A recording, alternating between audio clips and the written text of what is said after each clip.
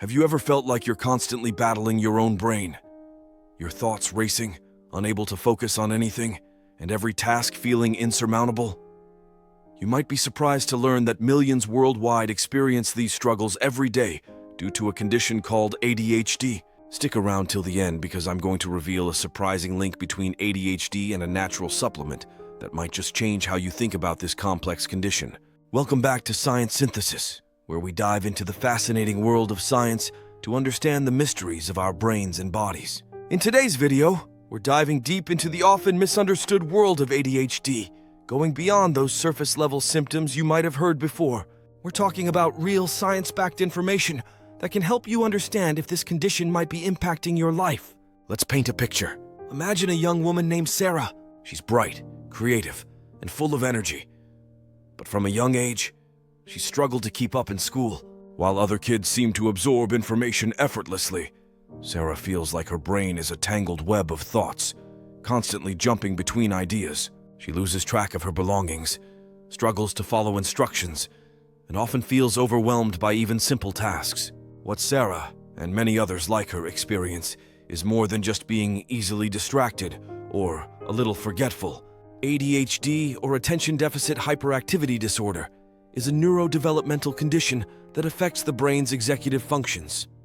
This means that the prefrontal cortex, the part of your brain responsible for things like planning, organization, impulse control, and focusing attention, isn't functioning typically in individuals with ADHD. But here's the catch. ADHD isn't a one-size-fits-all diagnosis. It actually presents in three main types. Inattentive type. Individuals like Sarah often struggle with focus, organization, and completing tasks. They might find it hard to pay attention to details, get easily sidetracked, and frequently misplace things. Hyperactive impulsive type. This type is characterized by restlessness, difficulty sitting still, excessive talking, and impulsivity. Imagine a child who constantly fidgets, interrupts conversations, and struggles to wait their turn. Combined type.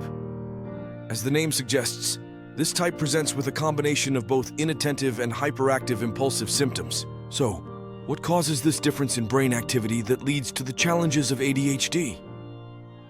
While more research is always being done, scientists believe genetics plays a significant role.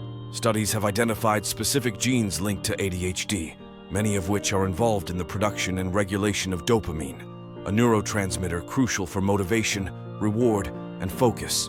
Think of dopamine as the brain's reward chemical. It gives us a feeling of pleasure when we engage in activities we enjoy or find rewarding.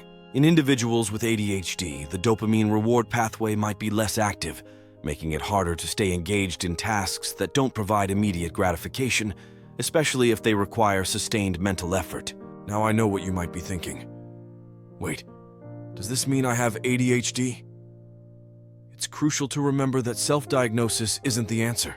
ADHD is a complex condition that requires careful evaluation by a qualified healthcare professional.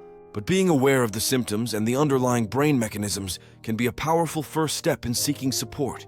And speaking of support, did you know that recent research has uncovered a potential link between ADHD and creatine? Yes, you heard that right. The supplement, often associated with muscle growth and athletic performance, might also have implications for brain function. We're just scratching the surface here. But this is where it gets really fascinating. Studies have shown that creatine supplementation can lead to improvements in working memory and attention in individuals with ADHD. It's thought that creatine might help to enhance energy production in the brain, specifically in those areas involved in focus and cognitive control. If you're curious to learn more about the science behind the things, hit that subscribe button and turn on notifications so you don't miss my upcoming video where I break it down. And while you're here, let me know in the comments below. Have you or someone you know experienced the challenges of ADHD? What are your thoughts on this potential link between creatine and brain function? Your experiences and questions help shape the conversations we have here on Science Synthesis. Thanks for watching, and until next time, keep those minds curious.